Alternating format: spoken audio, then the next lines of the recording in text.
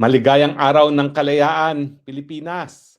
Pinagdiriwang po natin ang ating 128th year of being the first republic and independent state sa buong Asya. Ngayong araw po, sa balkonahin ng kanyang tahanan, winagayway po ni Presidente Aguinaldo ang watawat ng Pilipinas para po ideklara na tayo po ay isang republika ng Pilipinas.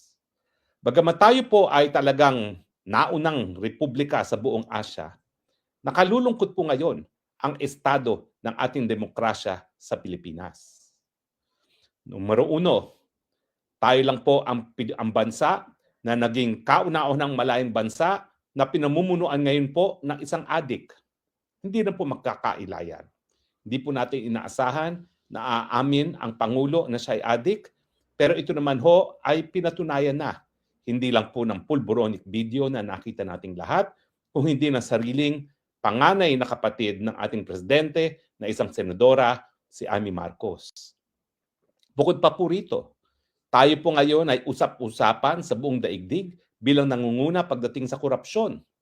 Ibang klase po ang korupsyon na bumabalot sa ating bansa dahil di gaya ng korupsyon sa ibang lugar ng mga mundo, ang korupsyon sa Pilipinas po nagdusa ng kamatayan sa napakadaming mga mahihirap na ating mga kababayan dahil ang kanilang kinurakot po ay pondo na nakalaan sana para sa mga flood control projects para po maibsan ang kahirapan o maiwasan ang pagkamatay ng napakarami nating mga kababayan. Bukod pa po rito, tayo po ngayon nagdidiwang ng Araw ng Kalayaan. Samantalang ang ating Pangulong Bangag, talaga naman pong pilit tayong binibitbit at tinutulak sa kuko ng digmaan sa paggamit ng ating teritoryo sa mga dayuhan para sa gera na wala naman po tayong kinalaman. Totoo po, si Noynoy Aquino ang nagpayag o pumayag na magkaroon muli ng mga kasundaluhan at mga equipment ang mga Amerikano sa mga base militar ng Pilipinas. Pero ito pong si Ferdinand Marcos Jr. ang nagparami ng mga base militar na po pwedeng magamit ng mga Amerikano, lalong-lalo na ang mga base militar na malapit sa Taiwan, na siguradong gagamitin ng mga Amerikano pag nagkaroon ng putukan ng gera tungkol po sa Taiwan.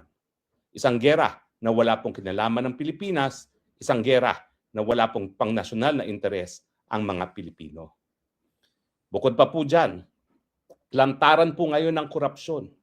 Korupsyon na para bagang nagbabaliwala sa pagiging malayang bansa ng Pilipinas. Dahil ang Pilipinas ngayon, bagamat trilyones ang nawawala sa korupsyon, napakataas po ng hanay ng Pilipino na nakakaramdam ng pagkagutom. Para kiba ang kalayaan kung gutom naman ang mga kababayan natin. Lahat po ito ay nangyayari sa kabila ng katotohanan na pati po ang kalayaan natin ngayon ay pilit na sinusupil. Tayo po ngayon ay nasa ilalim ng undeclared martial law. Bakit ko po nasasabi yan sa araw ng ating kalayaan? Ang martial law po ay isang kapangyarihan or extraordinary power ng presidente para suspindihin ang writ of habeas corpus. Ang writ of habeas corpus po ay isang sandata para magarantiya ang kalayaan laban sa mga pagkakakulong na walang sapat na legal na basihan. Pero nakikita po natin ngayon na ang martial law ay nakakamit maski walang suspensyon ng writ of habeas corpus dahil sa mga tanim na kaso na sinasampa ng administrasyon nito sa mga kalaban niya. Nandyan po ang kaso na tanim kaso laban kay Pastor Apollo Kibuloy at laban sa akin. Ang tanim kaso, syndicated human trafficking, no bail recommended. Nandyan din po ang mga kasong cyber libel na isinasampa sa lahat ng mga kalaban ng administrasyon. Cyber libel laban kay Maharlika, cyber libel laban kay Chavit Singson, cyber libel laban sa mga vloggers na talaga naman pong tumataligsa at nagbibigay kritisismo laban sa administrasyong ito. Kung ang martial law ay extraordinary power, dahil ito po ay sinususpinde ang karapatan ng kalayaan kapag sinampahan ng kaso, ganyan din pong epekto ngayon ng ginagawa ng administrasyon sa pagsasampa ng mga non-bailable cases. Kasama na po ang mga non-bailable cases laban kay Junggoy Estrada at yung mga non-bailable cases na talaga naman pong pinaganagamit nila para takutin ang mga senador gaya ni Chis Escudero at Joel Villanueva na sumapi sa Malacanang Senate. Wala pong pagkakaiba ang pagsuspinde ng writ of habeas corpus sa nangyayari ngayon dahil ang mga tanim kaso na non-bailable o di naman kaya ang cyber libel na isinisimbe bago pa mag-weekend para masiguradong makatulog sa kulungan ang mga dinidemanda ng cyber libel, yan po ay kaparehong epekto. Sumusupil sa malayang pananalita, sumusupil sa kalayaan ng pag-iisip. So nasaan po ang kalayaan natin ngayon? Ngayong tayo po ay kinakaladkad sa gera sa ngalan ng isang dayuhang bansa. Ngayon po, ng ating mga kalayaan ay nababaliwala dahil sa mga tanim kaso na sinasampa ng administrasyon laban sa kanyang mga kalaban. Ang pinaka-importante, nasaan ang ating kalayaan habang ang karamihan ng ating mga kababayan ay nagugutom. Samantala, ang kakaunting miyembro ng ating lipunan, ang mga congressman, ang mga senatong, ang siyang nagpapasasa dahil sa nakaw na pondo galing sa kaban ng bayan. Ako po ay pinalaki ng aking mga magulang, ng aking lolo't lola, palaging pinapaalala na ang aking mga ninuno, inalay ang buhay para sa inang bayan. Ang aking lolo daw po sa tuhod, ang siyang nakapatay sa pinakamataas na opisyalis ng Amerikano nung panahon ng gera sa panig ng Pilipinas at ng mga Amerikano. Sa aking pamilya, ang pamilya ng aking nanay, wala pong kalalakihang natira matapos ang pangalawang pandaigdigang digmaan, lahat po sila pumanaw sa Death March. Kaya nga po tuwing araw ng kalayaan, talaga kami po ay nagtitipon-tipon, hindi lang po para pagdiwang ang kalayaan, kundi alalahanin ang mga alaala ng aming mga ninuno na inalay ang buhay para sa inang bayan. Kasama na rin po sa mga inaalala namin tuwing araw ng kalayaan, ang aming mga kamag-anak na nakulong, nawalan ng paa nung pangalawang pandaigdigang digmaan, ang aking lolo po sa aking ama, si Maximo Roque Sr. ay ginawaran po ng gold medal ng US Congress dahil sa kanyang katapangan nung pangalawang pandaigdigang digmaan na nagresulta sa kawalan ng isang paa. At syempre po, ang pinsan buo ng aking lola na nakulong at tinorture ng mga Hapon, Jovito Salonga, naging Senate President. Siguro po sa mga kabataan, dapat po nating alalahanin ang sakripisyo ng ating mga ninuno para makamit ang ating kalayaan ngayon. Pero dapat nating paalalahanin ang ating mga sarili na kung hindi natin paninindigan ang kalayaan, tuluyan na mawawala muli ang ating kalayaan dahil sa mga leaders na di hamak na kurakot, na di hamak na nagpapaalipin sa mga dayuhan, na di hamak na mga drug addicts. Sana po, itong araw ng kalayaan ay magbigay leksyon sa lahat ng ating kabataan na ang kalayaan, hindi po yan binibigay na libre. Ang kalayaan, ipinaglalaban po yan. At minsan, ang kabayaran, walang iba kung hindi ang ating mga buhay. Diyan lang po ang tanging paraan para po mapangalagaan ang ating kalayaan, ang ating pag-alay ng ating buhay para sa inang bayan. Sa mga kabataan, magdiwang po tayo ng ating kalayaan. Pero paalalahanan po natin ang ating mga sarili ang napakamahal na halaga ng kalayaan, ang buhay ng ating mga ninuno. Sana sa takdang ng panahon at sa tawag ng panahon, tayo po'y sumunod sa yapak ng ating mga ninuno at ialay ang buhay para sa kalayaan ng inang bayang Pilipinas.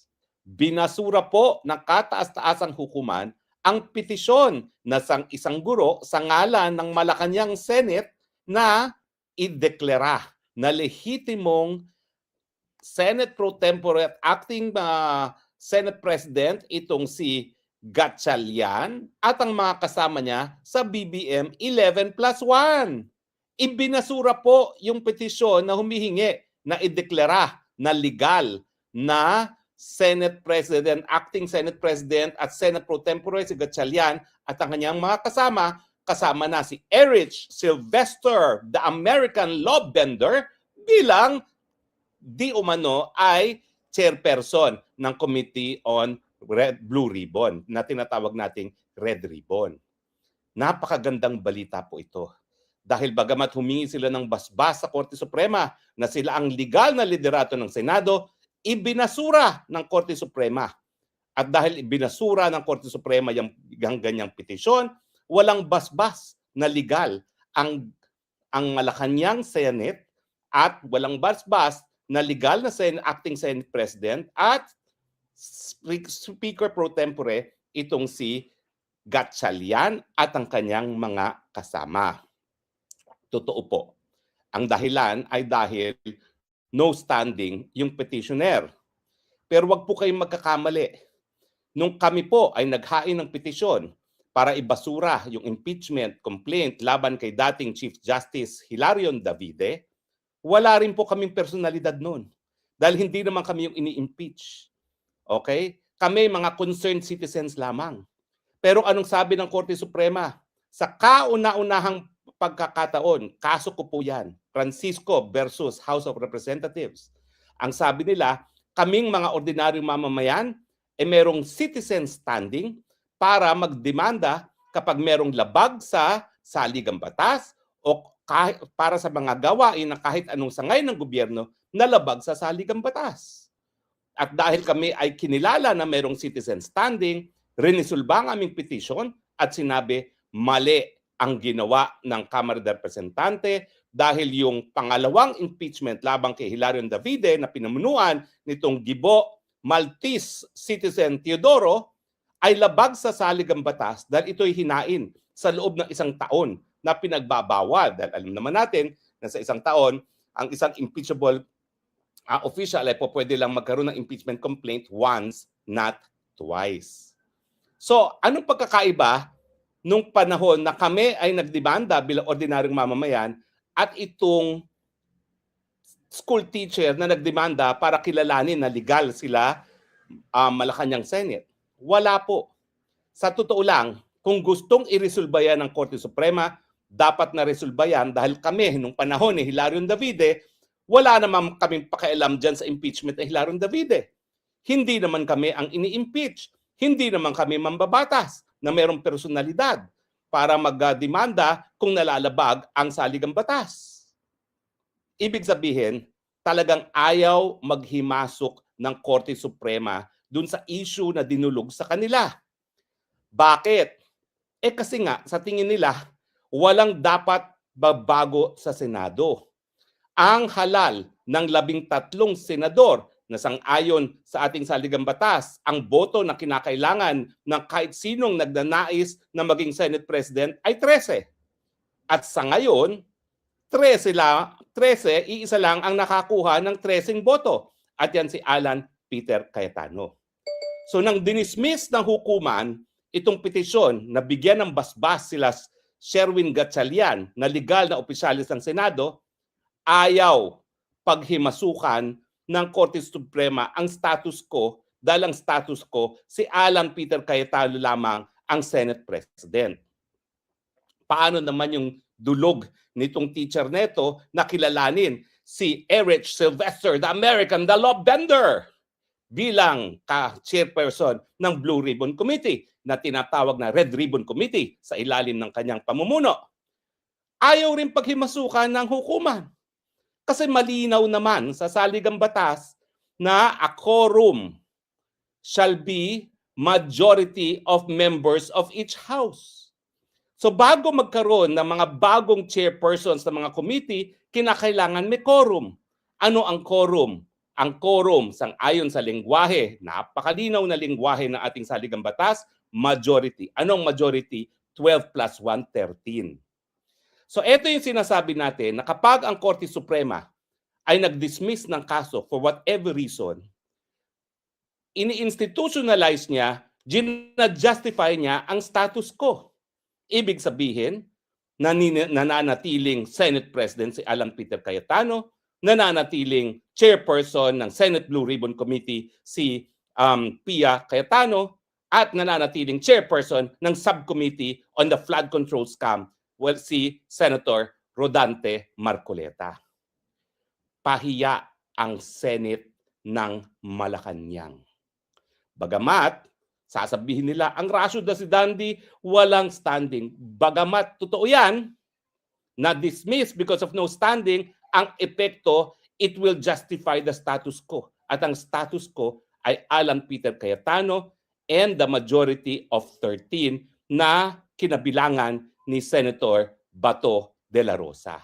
Yan po ang epekto kapag hindi binigyan ng due course ang isang petisyon ng Korte Suprema.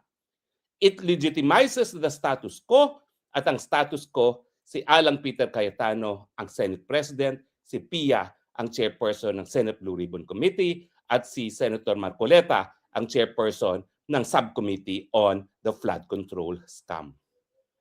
Ano na ngayon ang mangyayari kay Gatchalian? Mag-ingat ka, Gatchalian, dahil ikaw hindi ka abogado, di mo alam kung anong sinasabi talaga ng batas at ng saligang batas.